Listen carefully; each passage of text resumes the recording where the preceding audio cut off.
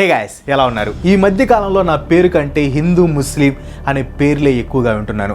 జనరల్గా నాకు ట్విట్టర్ చూసి అలవాటు ఉంది, అంటే ట్రెండింగ్లో ఏం టాపిక్స్ నేను చూస్తూ ఉంటాను. డైలీ హిందూ ఆర్ ముస్లింకి సంబంధించి ఏదో ఒక హ్యాష్ ట్యాగ్ ఖచ్చితంగా ట్రెండింగ్లో ఉంటుంది. కోర్స్ ఈ మధ్య కూడా బీజేపీ నూపూర్ శర్మ ప్రాఫిట్ మొహమ్మద్ మీద అనుచిత వ్యాఖ్యలు చేస్తుందని ముస్లిమ్స్ అందరూ రోడ్లెక్కి ప్రొటెస్టులు చేస్తున్నారు. పోలీసులు వాళ్ళని చితకబాతున్నారు, బుల్డోజర్స్తో వాళ్ళ ఇల్లు కూలగొడుతున్నారు.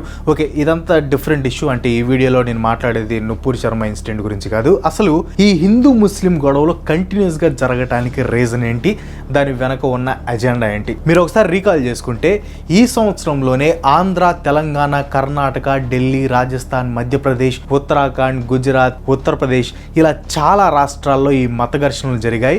నేను గమనించింది ఏంటంటే ఈ గొడవల వల్ల జనాల్లో మత విద్వేషాలు పెరుగుతున్నాయి. అంటే జనాలు చిన్నగా వేరే మతాల వాళ్ళని ద్వేషించటం మొదలు పెడుతున్నారు.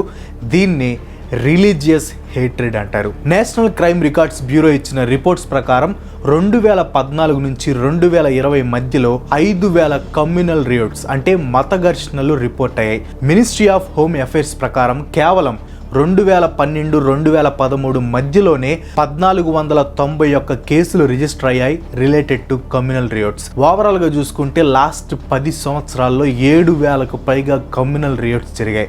ఇవన్నీ అఫీషియల్. అనఫీషియల్గా ఇంకా చాలా మత ఘర్షణలు జరిగాయి అండ్ వాటిని ట్రాక్ చేయడం కూడా చాలా కష్టం. ఎక్కువగా ఈ గొడవల్లో ఫాలో అయ్యే ప్యాటర్న్ ఎలా ఉంటుందంటే ఫస్ట్ ఒక ఫెస్టివల్ని చూస్ చేసుకుంటారు. సో ఆ ఫెస్టివల్ రోజు ర్యాలీగా వెళ్తారనమాట. ర్యాలీగా వెళ్ళేవాళ్ళు మామూలుగా వెళ్ళరు, చేతిలో వెపన్స్ కానీ కత్తులు కానీ తీసుకొని వెళ్తారు. సో వేరే మతానికి సంబంధించిన వాళ్ళు ఎక్కువగా ఉండే ప్లేసెస్ కానీ వాళ్ళు ప్రేయర్ చేసుకునే ప్లేసెస్ కానీ వెళ్ళి అక్కడ వాళ్ళని రెచ్చగొట్టే వ్యాఖ్యలు చేస్తారు. ఫర్ ఎగ్జాంపుల్ వాళ్ళ రిలీజియస్ సెంటిమెంట్స్ని హర్ట్ చేయటం కానీ లేకపోతే వాళ్ళ ఇంట్లో వాళ్ళని తిట్టడం కానీ ఇలా మొత్తానికి వాళ్ళని ఫుల్గా రెచ్చగొడతారు.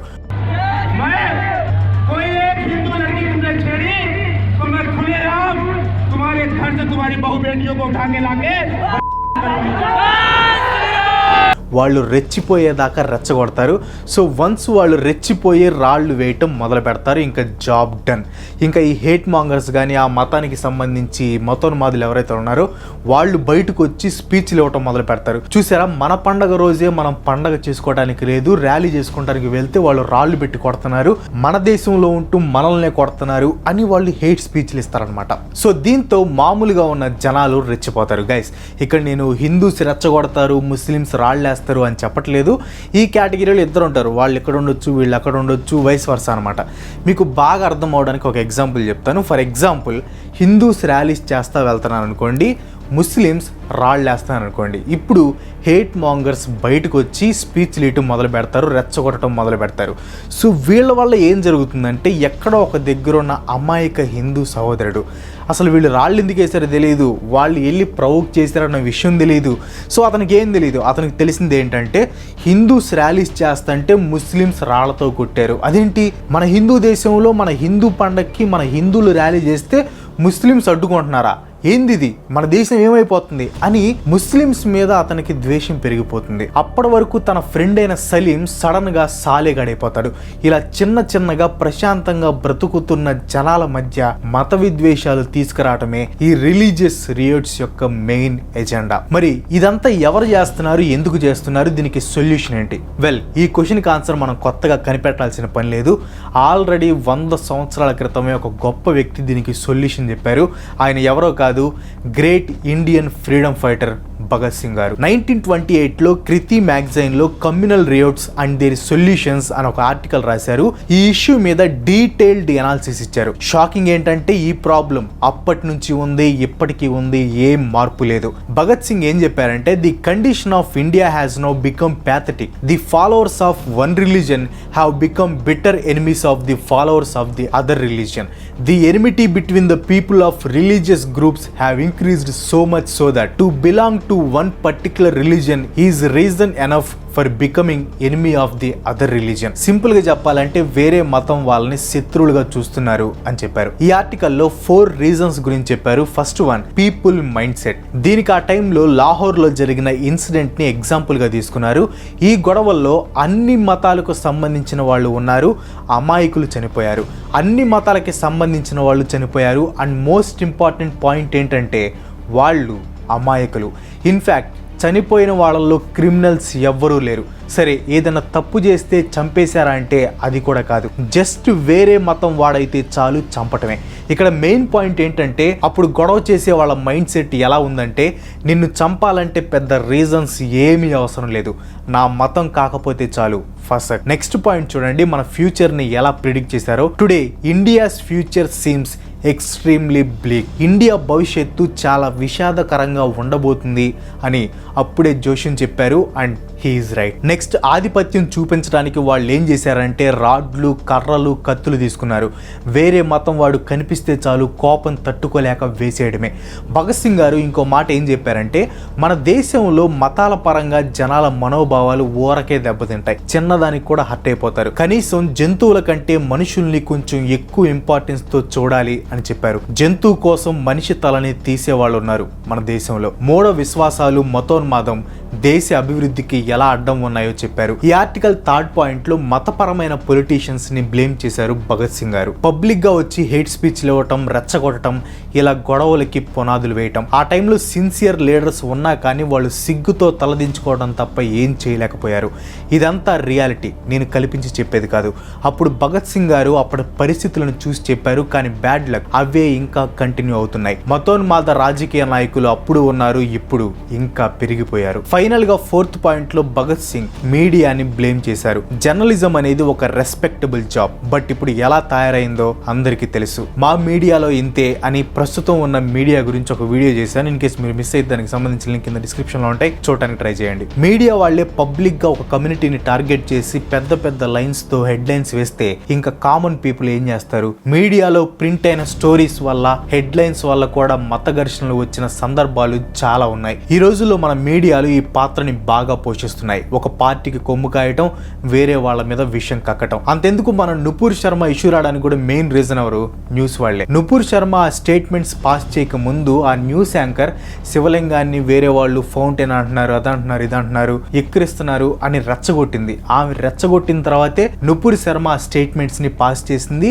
ఆ స్టేట్మెంట్స్ పాస్ చేసేటప్పుడు ఆ న్యూస్ యాంకర్ ఆపటానికి కూడా ట్రై చేయలేదు, ఎంజాయ్ చేసింది, ఎంకరేజ్ చేసింది. వాళ్ళకి కావాల్సింది కాంట్రవర్సీ, టీఆర్పీ. మీడియా డ్యూటీ జనాల్ని ఎడ్యుకేట్ చేయటం, వాళ్ళ మైండ్స్ ని క్లీన్ చేయటం, మత సామరస్యం తీసుకురావటం, మత విద్వేషాలు లేకుండా చేయటం, ప్రజల మధ్య నమ్మకం పెంచటం, దేశభక్తి పెంచటం అని నేను చెప్పట్లేదు, భగత్ సింగ్ గారు చెప్పారు. బట్ అన్ఫార్చునేట్లీ మీడియా దానికి ఆపోజిట్ గా చేస్తుంది. This is the very reason that makes me cry tears of blood when I think of present India and wonder what will happen to India అని బాధతో భగత్ సింగ్ రాశారు. మత విద్వేషాలు జరగటానికి 4 రీజన్స్ చెప్పిన తర్వాత ఇంకొక మెయిన్ అండ్ ఫండమెంటల్ రీజన్ ఉంది అని చెప్పారు, అదే ఎకానమీ. కార్ల్ మార్క్స్ చెప్పిన దాని ప్రకారం ప్రపంచంలో జరిగే ప్రతి దాని వెనక ఎకనామిక్ ఫ్యాక్టర్ ఉంటుంది. ఆ టైంలో ఇండియాలో ఎకనామిక్ కండిషన్స్ చాలా ఘోరంగా ఉంది. కమ్యూనల్ రియోట్స్ పెరగటానికి ఎకనామిక్ ఫ్యాక్టర్ మెయిన్ రీజన్ అని భగత్ సింగ్ అభిప్రాయపడ్డారు. ఎకానమీ కారణమైనప్పుడు దానికి సొల్యూషన్ కూడా ఎకానమీ. దేశ ప్రజల యొక్క ఎకనామిక్ కండిషన్ మెరుగుపడితే ఈ గొడవలు తగ్గుతాయి అని చెప్పారు. But at the same time అది పాసిబుల్ కూడా అవ్వదు అని చెప్పారు. బికాస్ ఆ టైంలో మన ఇండియాని రూల్ చేస్తుంది బ్రిటిష్ వాళ్ళు. ఆబ్వియస్ గా వాళ్ళు ప్రజల యొక్క కండిషన్ మార్చడానికి అస్సలు ట్రై చేయరు. సో దీనికి సొల్యూషన్ గా భగత్ సింగ్ గారు ఏం చెప్పారంటే, క్లాస్ కాన్షియస్నెస్. పూర్ లేబర్స్ కానీ, ఫార్మర్స్ కానీ అస్సలైన శత్రువులు ఎవరో గ్రహించాలి. మతోన్మాద నాయకులు, హేట్ మాంగర్స్ యొక్క స్పీచ్లకి ప్రభావితం అవ్వకుండా వాళ్ళని గుడ్డిగా ఫాలో అవ్వకూడదు. The poor of the world regardless of the race, colour, religion or nation have the same right. కుల, మత, జాతి, వర్ణం, ప్రాంతం భేదం లేకుండా అందరూ కలిసి వాళ్ళ రైట్స్ కోసం ఫైట్ చేయాలి అని చెప్పారు. ఇక్కడ మీకు డౌట్ రావచ్చు, భగత్ సింగ్ గారు అతను ఫోకస్ మొత్తం poor people, labours and farmers మీద ఎందుకు పెట్టారు, రిచ్ పీపుల్ మీద ఎందుకు పెట్టలేదు, వాళ్ళ గురించి ఎందుకు ప్రస్తావించలేదు అని. ఇప్పటి వరకు జరిగిన మత ఘర్షణలన్నీ గమనించండి. అవన్నీ ఎక్కడ జరిగాయి?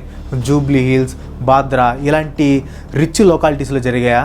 లేదు, బాగా పూర్ పీపుల్ ఉండే లొకాలిటీస్లో జరిగాయి. ఆ గొడవల్లో బలయ్యేది పేదవాళ్లే. ఒక హిందూ పొలిటీషియన్ కానీ, ఒక ముస్లిం పొలిటీషియన్స్ కానీ రోడ్డు మీదకి వచ్చి కొట్టుకోవటం మీరు ఎప్పుడైనా చూసారా? మీకు కనపడదు. ఎందుకంటే వాళ్ళు రోడ్డు మీదకి వచ్చి కొట్టుకోరు. పొలిటీషియన్స్ దాగేందుకు వాళ్ళని పక్కన పెట్టండి. రిచ్ ముస్లిం కానీ, రిచ్ హిందూ కానీ రోడ్డు మీదకి వచ్చి మత ఘర్షణలో కొట్టుకోవడం మీరు చూసారా? రారు. అసలు రిచ్ పీపుల్ కూడా పక్కన పెట్టండి. ఉద్యోగాలు చేసుకునే ముస్లిమ్స్ కానీ, హిందూస్ కానీ రోడ్డు మీదకి వచ్చి మత ఘర్షణలో కొట్టుకొని చచ్చిపోయినట్టు మీరు ఎప్పుడైనా విన్నారా? వినరు. ఎందుకంటే వాళ్ళు వాళ్ళ పనిలో బిజీగా ఉంటారు. ఈ మత ఘర్షణలో పాల్గొనేది ఎవరంటే అన్ఎంప్లాయిడ్ అండ్ పూర్ పీపుల్. చేయటానికి ఏ పని లేని వాళ్ళు ఈ మత ఘర్షణలో పార్టిసిపేట్ చేస్తూ ఉంటారు. రెచ్చగొట్టే స్పీచ్లు ఇచ్చే పొలిటీషియన్స్ కానీ, ప్రవోక్ చేసే న్యూస్లు వేసే మీడియా వాళ్ళు కానీ వాళ్ళ పిల్లలు ఫారెన్లో చదువుకొని అక్కడే బాగా సెటిల్ అయిపోయి బాగా ఉంటారు. వాళ్ళ పిల్లలు ఇలాంటి గొడవల్లో పార్టిసిపేట్ చేయరు. కానీ మీ పిల్లలు మతాన్ని ఉద్ధరించే వీరుల్లాగా రోడ్ల మీదకెక్కి ప్రాణాలు పోగొట్టుకుంటున్నారు, వాళ్ళ భవిష్యత్తుని పాడు చేసుకుంటున్నారు. ఎవడో గొట్టంగాడిచ్చే స్పీచ్లు విని అప్పటి వరకు నీ ఫ్రెండ్లా చూసిన వాడిని శత్రువులా చూస్తున్నావంటే అప్పుడే నువ్వు సగం చచ్చిపోయిన వాళ్ళ లెక్క. భగత్ సింగ్ దీనికి కోల్కతాని ఎగ్జాంపుల్గా చూపించారు. ఆ టైంలో కూడా కోల్కతాలో హిందూస్కి ముస్లిమ్స్కి మధ్య మత ఘర్షణలు జరుగుతున్నాయి. కానీ ట్రేడ్ యూనియన్ వర్కర్స్ ఆ మత ఘర్షణలో పార్టిసిపేట్ చేయలేదు. వాళ్ళ వర్క్లో వాళ్ళు బిజీగా ఉన్నారు. ఎందుకంటే వాళ్ళకి క్లాస్ కాన్షియస్నెస్ ఉంది. వాళ్ళ పక్కన ఉన్న వర్కర్ వాళ్ళకి హిందువో ముస్లిమో క్రిస్టియనో కాదు, వాళ్ళు జస్ట్ వర్కర్స్ మాత్రమే. సో ఈ క్లాస్ కాన్షియస్నెస్ ఉంటే మత విద్వేషాలు జరగవు అని చెప్పడానికి ఈ కోల్కతా ఇన్సిడెంటే ఒక మంచి ఉదాహరణ. అండ్ ఇంకో మెయిన్ ఇంపార్టెంట్ పాయింట్ ఏంటంటే యూత్. ఇప్పుడు యూత్ అంటే వాళ్ళకి ఉడుకు రక్తం ఉండిద్ది, ఎలాంటి మాటలకైనా బాగా ఇన్ఫ్లుయెన్స్ అవుతారు. బట్ అవ్వకండి. వాళ్ళ స్వార్థం కోసం మిమ్మల్ని రెచ్చగొడతారు. మీరు రెచ్చిపోయి జీవితాలు నాశనం చేసుకుంటారు. మత ఘర్షణలకు వెళ్లే ముందు ఒక్కసారి మీ ఇంట్లో వాళ్ళని, మిమ్మల్ని రెచ్చగొట్టే వాళ్ళ ఇంట్లో వాళ్ళని గుర్తు తెచ్చుకోండి. ఫస్ట్ మనం ఇండియన్స్, తర్వాతే ఏ మతమైనా. నా మతమే బాగుండాలి అనుకుంటే నువ్వు ఖతమైపోతావు. వీడియో లాస్ట్ వరకు చూసిన వాళ్ళు జై హింద్ అని కింద కామెంట్ చేయండి. ఇది చాలా ఇంపార్టెంట్ వీడియో. షేర్ చేయడానికి ట్రై చేయండి అండ్ లైక్ చేయండి, ఏదో ఒకటి కామెంట్ చేయండి, రీచ్ పెరిగిద్ది. అండ్ మీరు ఇంకా మన ఛానల్కి సబ్స్క్రైబ్ కాకపోతే ప్లీజ్ డూ సబ్స్క్రైబ్. నేను ఇంకా ఇలాంటి మంచి వీడియోస్ చేయాలంటే మీ సపోర్ట్ చాలా అవసరం. So please do subscribe. And ఇంకో మంచి ఎపిసోడ్తో మళ్ళీ కలుసుకుందాం. అంతవరకు సెలవు. Bye bye.